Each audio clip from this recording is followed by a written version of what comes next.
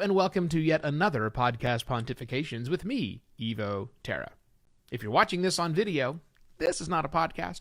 This is a video where I talk about podcasting. You can get the podcast at podcastpontifications.com. Welcome back from the long holiday weekend, if you're listening to this in somewhat real time. And if you're like many Americans, you probably had way too much food on your Thanksgiving table. And you have stuck with lots of leftovers. Bum, bum, bum. I love leftovers, right? Not everyone does. In my household, I'm the only one. My wife's not a leftovers person at all. But I simply love them. And they are a good metaphor for what I want to talk about in podcasting today, which is how you can cook up a podcast with leftovers. Now, this was inspired not just from the giant piles of food I shoved into my face for the last 3 days, but also from a friend of mine, Mr. Thomas Vincent. And Thomas wanted to know he sent in a question about a friend he has that has indicated he did a webinar recently for a client. I'm guessing audio webinar, video webinar, doesn't really matter, for some service that client provides. And that eventually he said that webinar would likely become a podcast. And Thomas wanted to know if that was a good idea or a bad idea. And I have another note up here, so I'm killing two birds in one stone, that talked about getting inspiration for podcasting in other places. And so leftovers seemed the perfect topic to bring up as well. Many people really struggle with how to put content together for a podcast.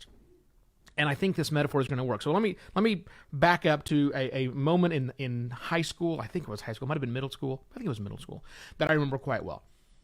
It was an introduction to chemistry in one of my science classes. I'm a huge science nerd now, and was, so it's not this story was not like my origin story.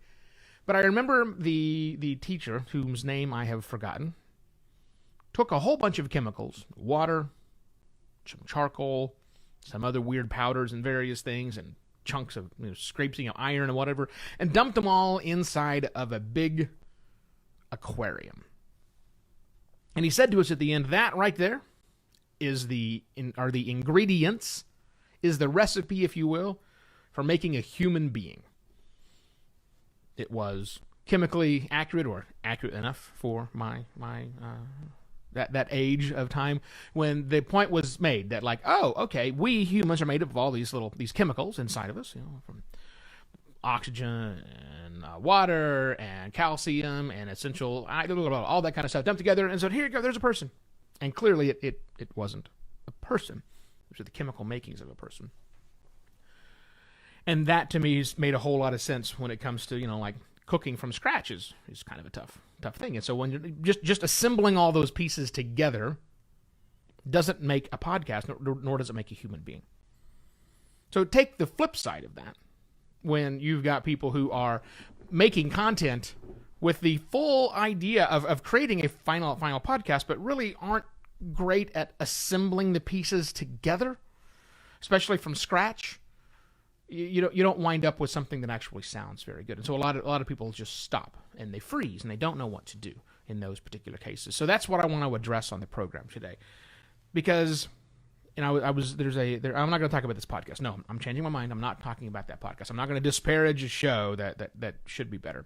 maybe when I've had a little more investigative powers, I will do that. But for now, I'm not doing that.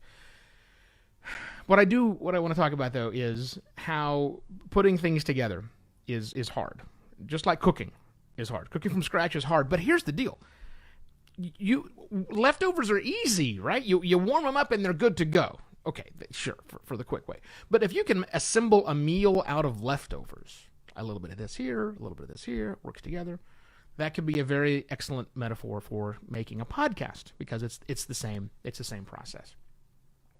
And here's what I mean by that. So let's say that you've got a lot of content already created. And by content, I don't mean just written words. I mean, like Thomas had mentioned, he's got a friend who had a webinar that was done. That's audio content. Maybe you've recorded lots and lots of these investor calls or other sorts of training sessions where you have some recordings of that. Think of those as leftovers.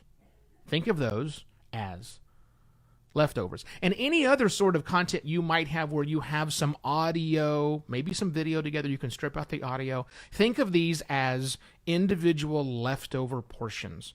That your job isn't to serve them up cold. No, even though I do like cold turkey and cold ham. But that's not the idea. We're gonna make a meal out of these leftovers. So we need to not only warm them up, but also maybe add a few other items until we have a nice-looking plated dish in front of us. And how do you do that? How do you plate those dishes together? Well, that becomes that's you need glue in the podcasting world. We don't have to go to an oven and rebake and reheat things, but we do need to take those pieces of content. Let's just stick with webinars for a moment. So you've got this 60-minute long webinar. You can't eat the whole thing. It was what it was at that time. You got to now chop that puppy up into individual consumable chunks, which means you have to go through and listen to the whole thing and then start slicing it up. And when you find a very good section that you want to serve up to people, the way you reheat it, to keep this metaphor train going, is you write and record some additional content that goes around it. It's okay to say, today I'm going to be bringing you a portion of content that was recorded 2 months ago on an investor's call, but it's germane for these reasons. You can give it new life. You can serve it up as a complete meal by just wrapping some content around it. Even better, if you want to make a real nice meal for people with your leftovers in your podcast, is you take lots of those chunks together. You analyze all of the chunks.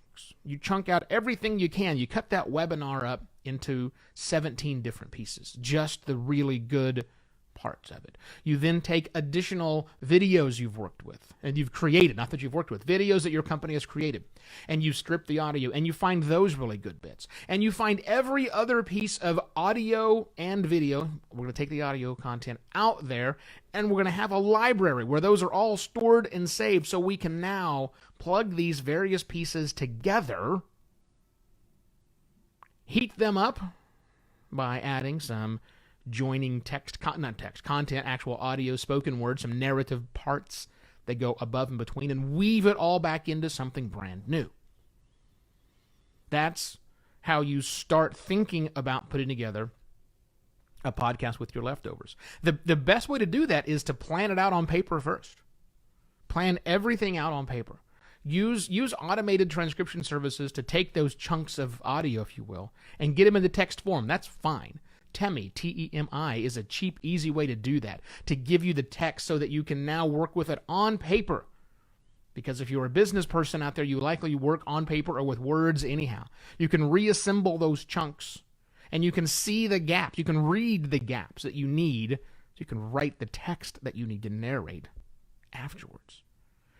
But planned out on paper, these are the three main pieces that talk about the point I want to make. Can work out really easily. Now you're no longer sitting there looking at a blank screen going, oh my gosh, what am I going to record for this particular week's show? No, that goes away.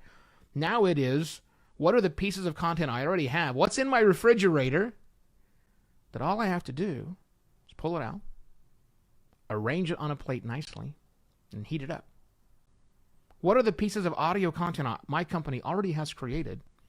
All I have to do is figure out which 3 pieces go with the other pieces together, and then write some narrative that wraps around that content to make it nice and cohesive, and more importantly, up to date for right now.